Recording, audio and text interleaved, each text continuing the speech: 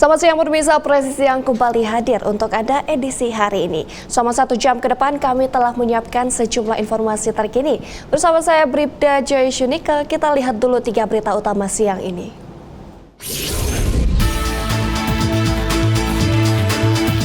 Kapolri Jenderal Listio Sigit Prabowo mendapatkan gelar Panglima Gagah Pasukan Polis atau PGPP dari Kerajaan Malaysia.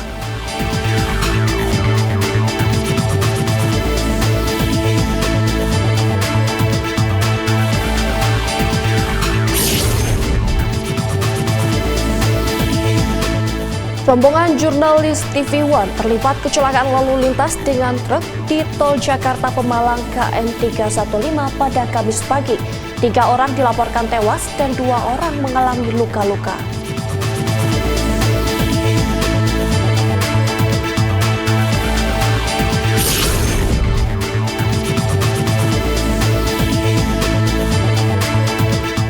Dalam rangka mendukung pelaksanaan Pilkada 2024 aman dan damai, Kapolda Jawa Tengah menggelar silaturahmi dengan tokoh agama Hindu, Buddha, dan Konghucu.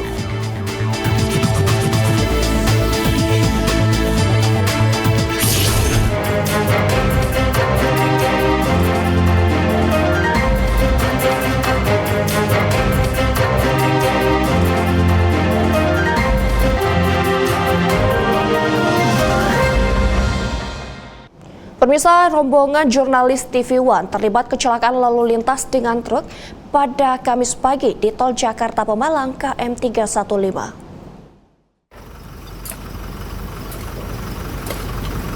Humas Polda Jawa Tengah, Kombes Pol Artanto menyebut 3 orang terkonfirmasi meninggal dunia dalam insiden kecelakaan lalu lintas tersebut. Sementara 2 orang lainnya yang mengalami luka-luka. Berdasarkan foto yang beredar, mobil rombongan jurnalis TV One itu tampak ringsek di bagian kiri dan belakang diduga beradu dengan truk. Hingga kini penyebab kecelakaan masih didalami pihak kepolisian. Sampaikan bahwa hari ini informasi dari masyarakat bahwa telah terjadi laka lantas tepatnya di kilometer 315 sekitar pukul 6.40 menit jurusan dari Jakarta ke Semarang. Kami sampaikan korban itu ada 5, yang 3 meninggal dunia dan 2 masih luka-luka ringan, sekarang dalam tahap pemeriksaan. Penyebab informasi sementara masih dilakukan tahap penyelidikan, sehingga nanti kami masih lakukan pengembangan dan hasilnya secepatnya kami sampaikan ke media. Ini mobilnya nabrak atau ketabrak atau gimana? Masih kami cek.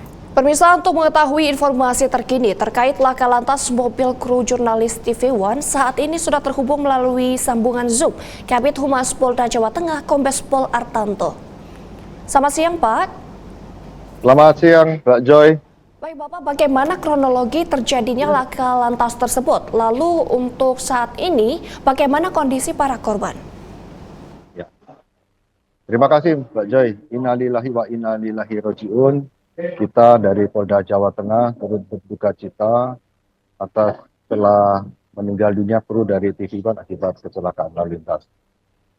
Betul bahwa tadi pagi sekitar pukul 06.45 telah terjadi laka lantas antara truk box dengan mobil dari milik TV One. Kecelakaan itu mengakibatkan korban meninggal dunia 3 orang dan juga 2 orang mengalami luka berat. Adapun lokasi TKP di KM 315 plus 19A, yaitu jalur dari arah Jakarta menuju Semarang. Demikian, Mbak Joy. Lalu, Pak, bagaimana kondisi terkini dari para korban, Bapak? Ya.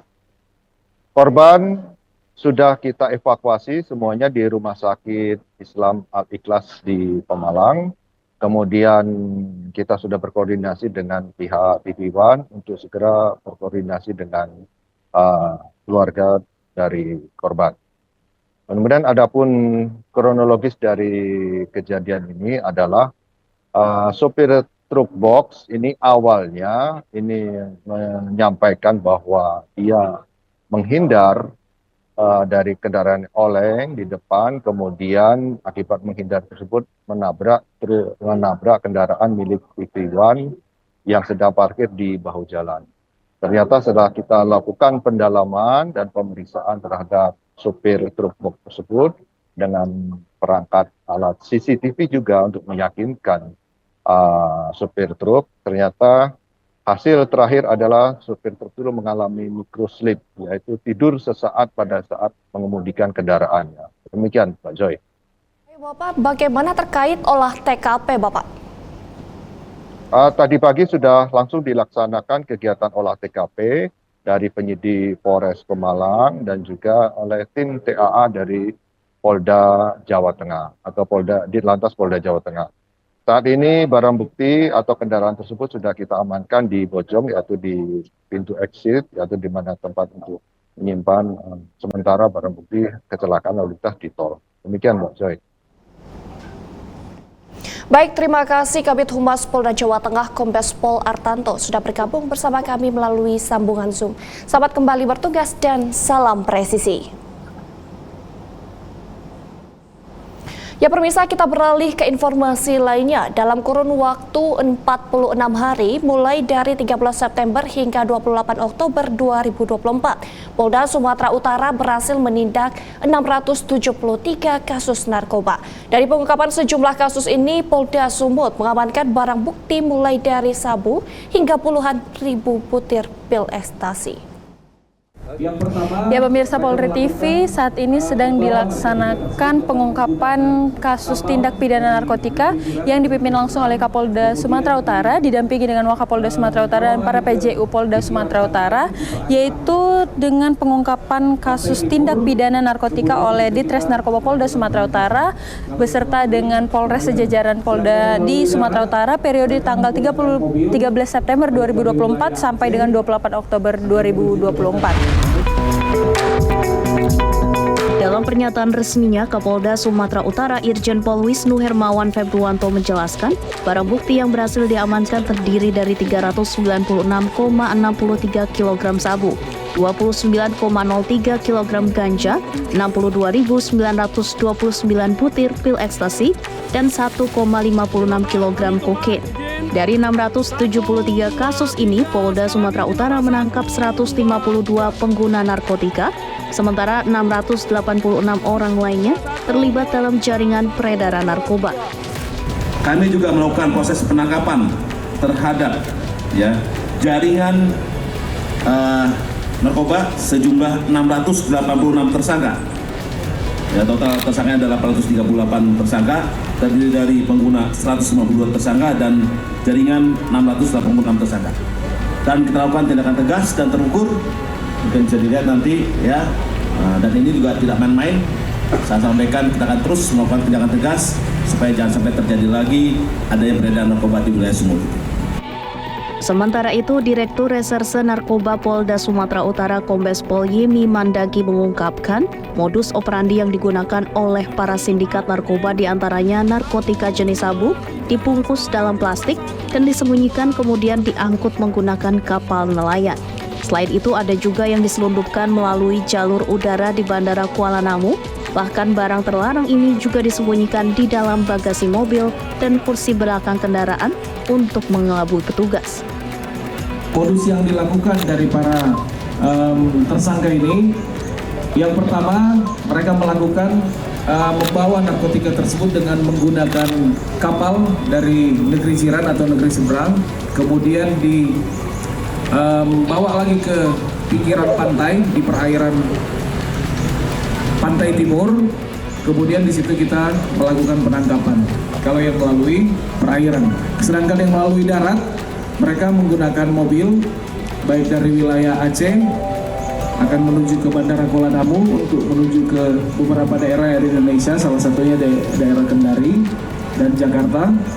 Kemudian sebagian lagi dari wilayah Tanjung Balai langsung dari Asahan menuju ke Kota Medan untuk dibawa ke dipasarkan di Medan.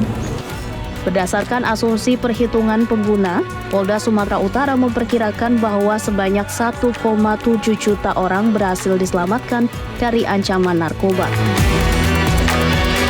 Ya pemirsa Polri TV, demikianlah yang dapat kami laporkan pada saat ini dari Polda Sumatera Utara bersama saya Brigadir Gendis Purba melaporkan. Pemirsa, kita beralih ke Jawa Timur. Akibat penyalahgunaan ponsel milik rekannya untuk melakukan pengajuan hutang pinjam daring, MY pria asal Puncang Anom, Sidoarjo ditangkap polisi. Pelaku berpura-pura meminta tolong untuk dibantu meningkatkan pemenuhan target penjualannya di sebuah aplikasi pinjaman daring. Tanpa seizin dari korban, pelaku memanfaatkan limit pada akun korban untuk membeli sebuah ponsel seharga mencapai 14,5 juta rupiah. Legal akses sedikit, saya ceritakan kronologinya. Pelaku ini merupakan mantan sales akun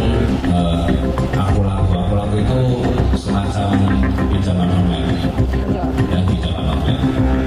Nah, pelaku ini kemudian kenal dengan korban, temannya korban. Terus pelaku nyampaikan ke korban kalau tolong bantu saya buat naikin kredit poin saya lah, biar saya itu dapat poin atau dapat nilai bagus lah. Jadi dipinjamlah HP-nya korban.